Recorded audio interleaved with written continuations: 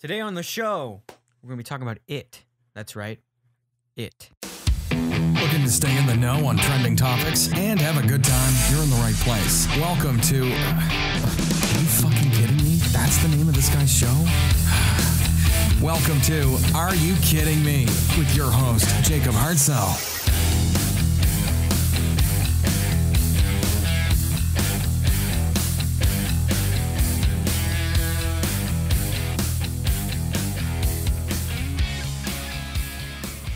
Hey, what's going on, fuckers? It is Sunday, October 15th at 10:15 p.m. Give me 1 second. Hold on. I just got back from my first viewing of It, literally ever. I've never even seen the original one, so I was very surprised at how fucking amazing this movie is. I thought it was just gonna be another stupid, scary movie, but it wasn't. It was a good movie. It was fucking incredible. A great coming of age movie. That's what I would call it.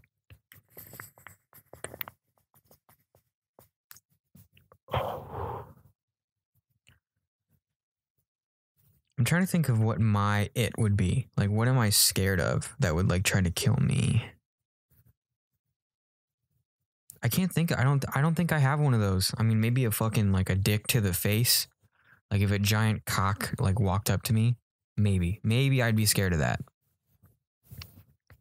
But I'm not exactly 100% sure on that though.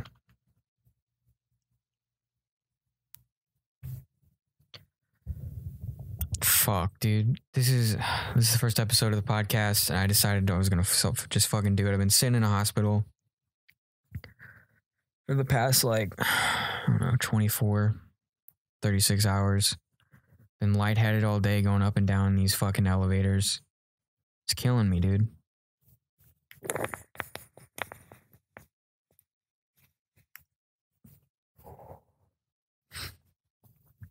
So my mom was having chest pains, so I decided that we needed to go to the ER. Well, we decided we needed to go to the ER. So we took her there. They admitted her to the cardiac wing because they take that shit pretty seriously.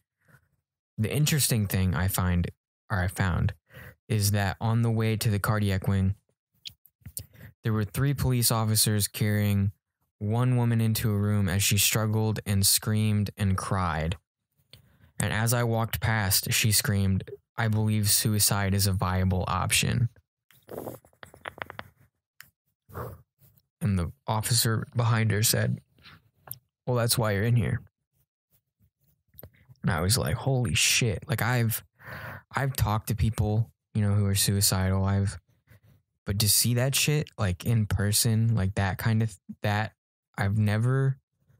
I can't say I've ever experienced any kind of feeling close to that.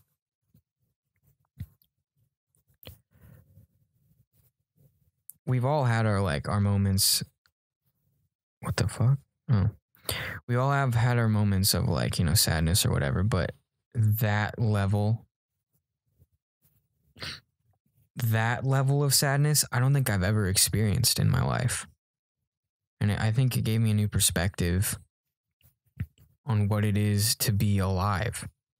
I think a lot of the loss and grief I've been going through in the past couple months really is just a prime example of why I feel like I'm wasting my time inside a building for 8 hours a day listening to people try to teach me something I've already been taught before.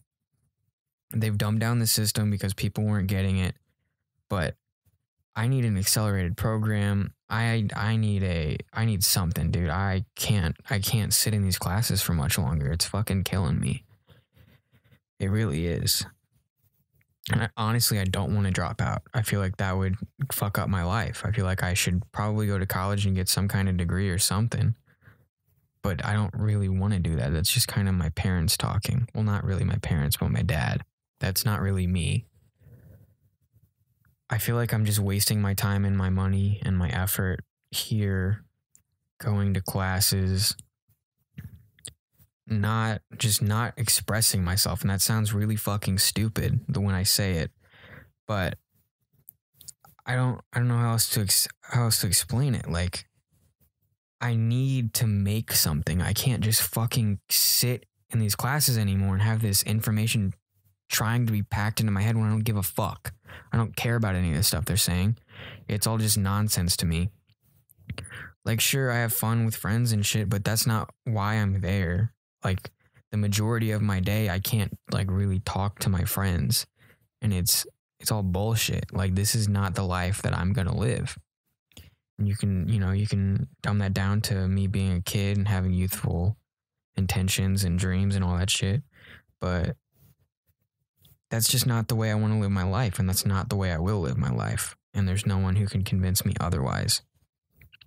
I'm gonna be whoever the fuck, I feel like I want to be. I want to do that. I just do. I don't know, man. It's a struggle, because I was making shitty YouTube videos, and those were fun. Those were fun as fuck, and I always felt good when I made them. But when people don't, it's not even that. You have to make art for yourself. This is the biggest thing, dude.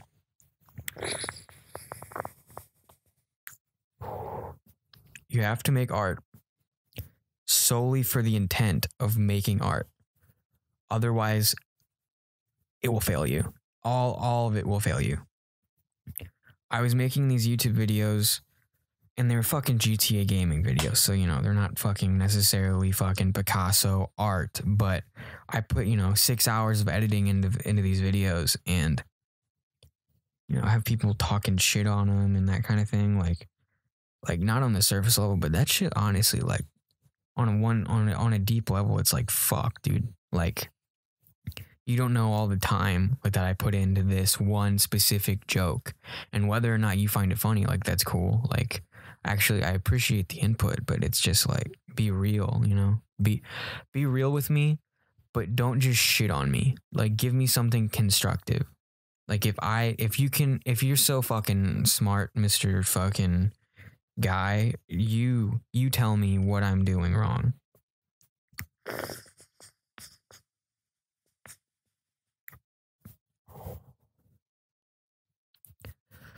Our whole, my whole generation we're not in search of art. We're in search of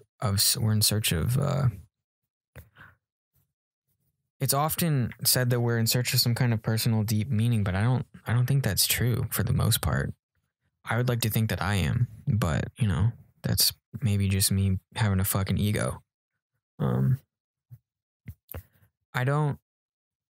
Of course I want money. Who doesn't fucking want money? Who doesn't want to have awesome sex and have money and have fucking cars and a mansion? Who doesn't want that legitimately?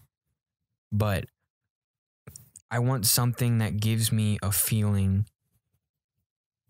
that is unlike any other thing besides creating something truly for the passion of it. Like, I'm not saying like, oh, I fucking did this thing in art class. No, like, you did that for a grade so you could pass. Like, that shit is meaningless. But when you create something solely because like your soul is bearing this weight that you have to fucking push out onto the world so you can feel like you contributed to your community, that is the shit that like keeps me up at night. And I don't even know where I started, but I've been writing this script, and it's just like, I feel like I'm not doing enough. I feel like I should already be filming it. I feel like I should already have been editing it. I feel like I should have already been working this 2 years ago. But I just feel, I feel kind of lost right now. But I'm hoping that I can find myself through this process of directing and screenwriting and, making music and fucking art and doing random shit with my friends. I'm hoping that I can find myself in this way. And through a podcast, like, I'm not a very open book. I'd like to say that I am, but I'm not. I'm very often closed off to the people closest to me even. I would never have a discussion like this with anyone. That's why I'm having it with myself to a microphone. I'm hoping that this is a gateway to something greater. I don't know.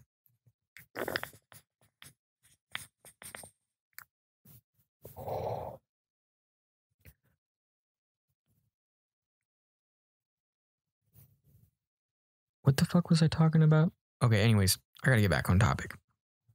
There is no topic. How about that? But seriously, It, oh my God, I gotta go back and see It again. Like, it is fucking, it's fucking great. It was just so good. There's a scene, spoiler, there's a scene at the end where the one kid from Stranger Things is like, he's like, fuck this. And they're like, what? And he's like, you drug me through shit. You made me get my clothes dirty or some shit like that. And he's like, and now I have to kill this fucking clown. And then he pulls a baseball bat out and they just start beating the shit out of the clown. So that's my favorite scene. That's a fucking amazing scene. It's truly, and I feel like people watch movies with like this base value look and they see like a scary movie about a clown and that's all they see, or about, you know, a form that can take form of whatever you're scared of. But I saw, you know, this is my personal interpretation of it, but I saw, what the fuck? Anyways, I saw some young preteens, I guess they're preteens, like becoming the people they were going to be for the rest of their lives, learning to face their fears, learning to, you know, stand up to sexual abuse and, racism even. I swear, I don't know where I heard it, but someone complained that this movie did not contain enough racism. Like, it wasn't as hard. I don't remember who fucking said that, but I heard it somewhere. They were like, well, in the original, I don't know if they meant the movie or the book, they were like, they say the N-word and they fucking blah, blah, blah. And it's like, dude, oh, wait, I think that was Tell 'Em Steve Dave. I can't remember. I'm not going to call it podcast, but I'm just fucking... Anyways. It's like, dude, chill the fuck out. Like, they didn't need to be more racist. They got the point across, and that's the important part, is that they got the point across. It's fucking... It was just a good fucking movie, and it was. I mean, I'll argue with it. I'll argue with you about it if you want. Like... But it's subjective at the same time. Like everything in its meaning is subjective, I believe. Besides, like, the sky is blue, you know? Like facts. Like fucking, you tell me a fact, I'm saying like a piece of art, some type of media.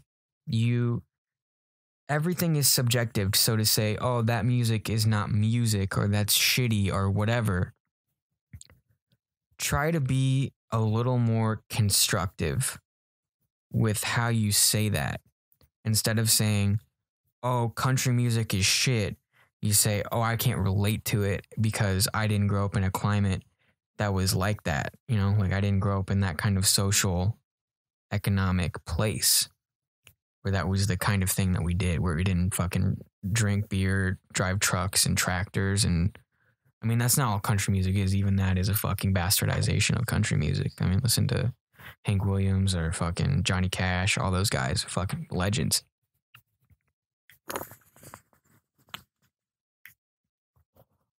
I don't know, man.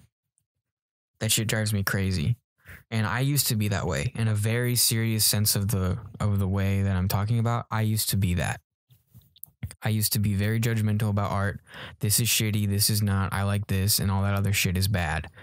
But since I've started writing and drawing and, you know, planning on a career based on creativity, I've opened myself up. Still, I've opened myself up to not liking things, not necessarily liking things that I didn't like before, but to accepting things as part of something. I'm trying to think of an example of a shitty movie that I didn't, something I didn't like. I can't think of any movies that I didn't fucking like recently. Give me a sec.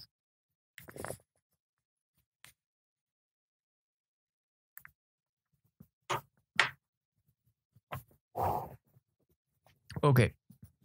Age of Dragons. That. You probably have no idea what the fuck that movie is. It's basically, what's the book? Holy shit, dude. Where am I? with Ahab and the whale and the fucking.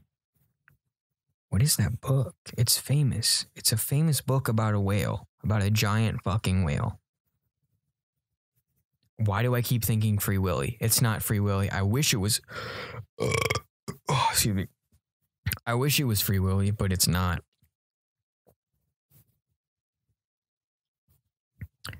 Give me a second. Let me do a little bit of research here. Anyways, it's not the best movie. It's not the best movie, really. But I liked it. But the point is that it's still a movie. Moby Dick. How did I not know it was Moby Dick? I'm retarded. Anyways, it's like a parody, I guess, of Moby Dick. They don't even say that on the cover. It's not like a joke movie. It's like a serious, if Moby Dick was about dragons or some shit like that. I actually liked it, but it got like really shitty ratings. My point is that you have to learn to find your own voice and your own opinions in movies. Because for a long time, I would look up at what fucking Rotten Tomatoes said. I would look at, whatever. I would look at random shit and be like, well, this person says it's not good, so I'm not going to see it. But, going to like a yard sale or like a Goodwill or a random fucking place where they have random movies and watching one of those movies can open you up to this idea that like people are just kind of shitty sometimes, I mean, and not everything is for everyone. So you have to learn what your taste is. And you can find a reviewer who has similar taste to you, and use them as like a balancing point of some sort. So if they say it's bad, you can be like, well, it probably won't like this because we liked and disliked all these other things that are similar. It's just I think it's an important aspect to find yourself. It's important to find yourself, and that means absolutely nothing. That's a bullshit terminology, I believe. So it's important to find yourself, and you never will. I think that's the way I look at life. It's important to find yourself, and you never will. You're always in the chase of finding yourself because you're constantly changing. If you're living life correctly, not that there's an incorrect way to live life, but if you're living life to the fullest opportunities that you are given, I believe you're constantly changing as a person. You're constantly growing, and you're trying to figure out who you are. And not to say that you'll constantly change into constantly.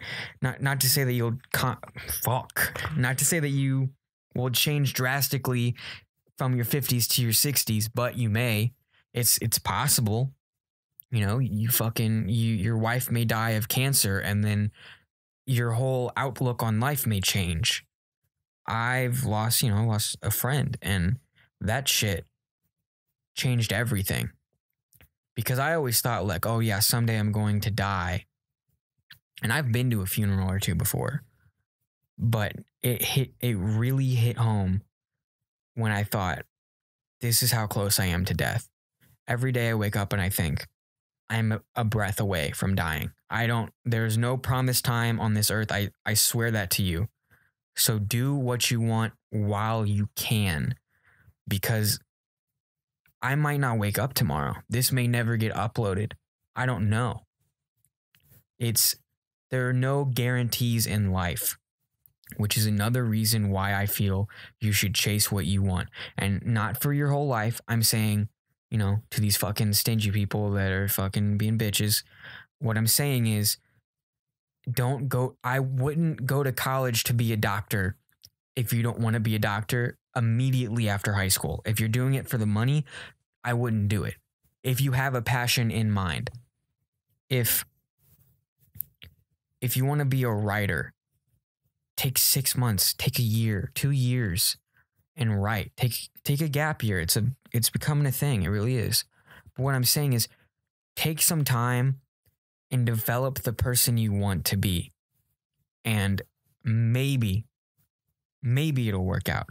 Because not everyone gets to be not everyone gets to be famous. Not everyone gets to be a celebrity.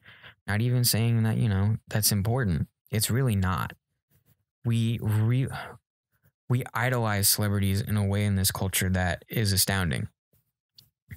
It is unlike, it's really not unlike anything, because I'm sure they idolize people in the Greek times like that, like fucking chariot riders and all those people. But what I'm saying is, you have to let go of that, and you have to realize that people are people, and everyone deserves the same amount of respect. Everyone deserves the same amount of courtesy.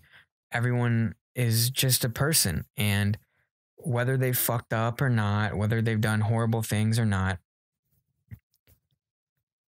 and I don't mean like they've killed someone. I mean like they've cheated on a girlfriend. They fucking, they've like cursed out their grandma. You know, you have to give people space to grow. You have to be able to make mistakes in order to turn into the person but into the person that you think you should be. And there's a lot of like copying in our society. There really is. That's why, and I believe that's why not many people are successful like they want to be. Why so many people go to work office jobs for giant businesses and giant corporations. The reason why people could make a steady living back, I'm not going to say like 100 years ago, because that was terrible times, but you know, fucking whenever people were starting their own businesses, that's why, because they were working for themselves. They weren't working for fucking McDonald's, and they weren't working for insert paper X company, whatever the fuck, insert X company here at an office and fucking hating their lives.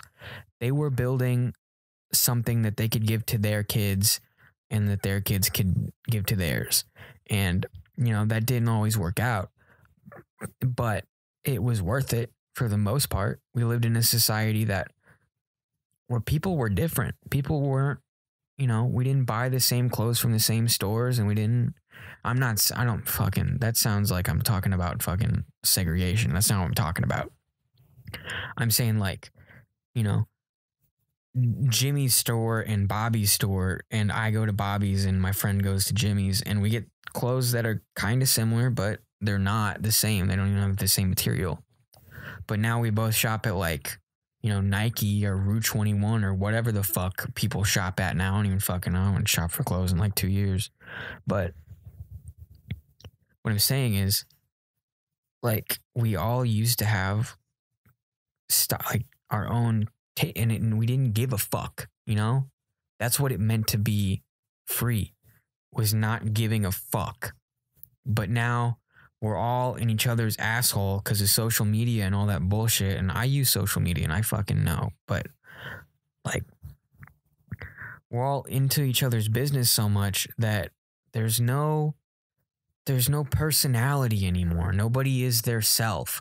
And those are usually the people that rise to do what they want, not necessarily to be famous, not necessarily to be, because I wouldn't consider, you know, my person I look up to, Kevin Smith, I wouldn't consider him to be wildly famous. He's not Tom Cruise, you know. I can say Kevin Smith in a room of 40 people and a handful might know him. If I said Silent Bob, they might know him better. But I'm saying, like, if I said like Tom Cruise in a room of 20 people or 40 people, pretty much all 40 people would know who the fuck I'm talking about. But probably all 40 people, maybe 39. But I'm saying none of the money and none of that shit matters. None of it truly matters, because one day you're going to die and it's all going to be gone. And what I'm more worried about is my legacy, what I leave behind, what the world sees of me once I'm gone. Because you died twice in this life. Once when they put you in the fucking grave, and once when people stop talking about you and stop saying your name and stop seeing who you were. And that's why I have this need to create. It's this need to be remembered. And that's like a very deep existential longing, because I know one day I'm going to be dead. And I don't want that. I really do not want that. I don't want to die. Nobody wants to die. Well, okay, except for that, you know, there are people who want to die. My bad. But I mean, the majority of people do not just want to stop existing. I want my legacy to surpass my great grandkids. I want people to know my name, and I don't want to be a famous asshole prick who can't shop at Best Buy, but I want to create something that 200 years from now, someone will be like, hey, I found this fucking Blu-ray, and they blow the dust off of it, and they're like, who the fuck uses Blu-rays anymore? That's ancient technology. It'd be like using a fucking film reel today, you know? Like, if you fucking watched a film reel in your house, that's what it'd be like. Less than that, even. It'd be like fucking taking a notepad and flipping the pages to fucking simulate a moving stick figure. But my point is, I just want to be remembered. I think that's the deepest fear I have, truly. If we've gotten down to it, is being forgotten. I don't think that fucker clown could fucking do that, could simulate the idea of me being forgotten, but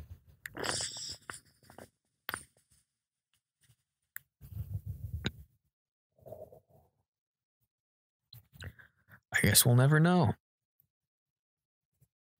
I'd beat the shit out of that clown, though. Dude, if a fucking clown if I saw a clown within 30 feet of me, I'm beating the shit out of it, unless it's like actually a clown. Like, if it's a creepy ass looking clown, I'm looking over my shoulder because I'm not scared of clowns, okay? But if there's a creepy ass looking clown, I'll fuck that dude up. No doubt about it. I'm killing that motherfucker. Like, I'm beating him to death. Like, I am not a fan of creepy clowns. You stay out of my fucking neighborhood. You hear me? Because I don't fuck with that shit. I don't fuck with that. I really do not.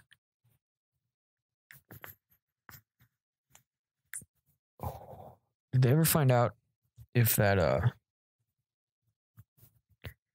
nationwide clown thing was a hoax or not? Or was it a hoax? Did they actually like kill people or some shit? Nope, I can't sing it. I think I might get a copyright strike. Nationwide clowns.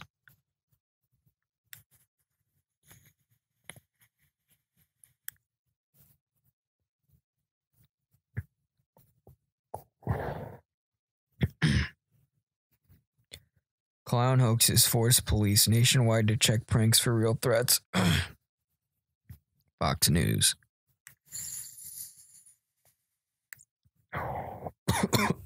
Fuck.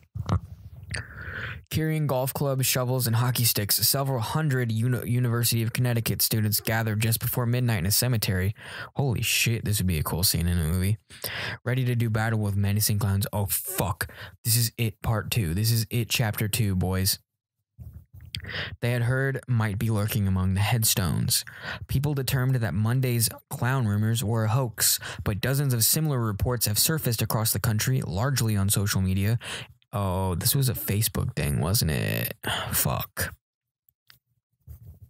Authorities are being forced to take them seriously as a potential threat to public safety, particularly at schools where principals have conducted lockdowns and holy shit, canceled classes. There are many other emergencies and calls for service that troopers and the other first responders need to get to without being misdirected to a prank, Connecticut State Troopers said in a statement. Clown incidents have been reported this week at schools around the U.S., including Penn State, where the police said more than 500 students showed up early Tuesday to hunt for clowns. Fuck yeah. That would be dope. That would be fucking dope. Ordered students to shelter in a place for more than 30 minutes. An armed clown could be on campus.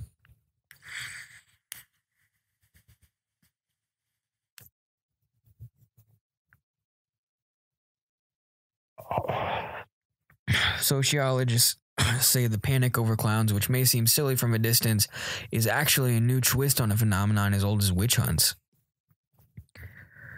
There's a sense that there's an evil force out there we must organize together to attack, said Dustin Kidd, a sociologist and pop culture expert at Temple University. If anything, it's just distracting us from the real ordinary threats that we face in our everyday lives. Rich Hanley, a journalism professor and social media expert at I can't pronounce that. Fuck that. University, which also had a clown scare this week, said the fear is easily spread on social media. Where's Hanley? Who's Hanley? Rich Hanley. Okay. Hanley compared the situation to a Twilight Zone episode titled "The Monsters Are Due on Maple Street," in which the monsters were all in people's heads and people respond looking for pitchforks to get the monster. Yeah, I get it, dude. Fuck off. Because that type of attention from the community, Hanley said, law enforcement must take the issue seriously. I don't think... Fuck, I can't do the voice with a fucking vape. I don't think they have a choice, he said, and compared it to the practice known as swatting. Oh, fuck swatting, dude. That fucking Twitch shit is fucked up. A 13-year-old student at Utley Middle School in Rockwall, Texas, was charged this week for making a terroristic threat after posting a purported clown's hit list. Police told Dallas-Fort Worth television station KDFW that the student put herself on the list and told authorities she was only trying to stop any real clowns from attacking her school. She thought she was being smart, but she fucked up.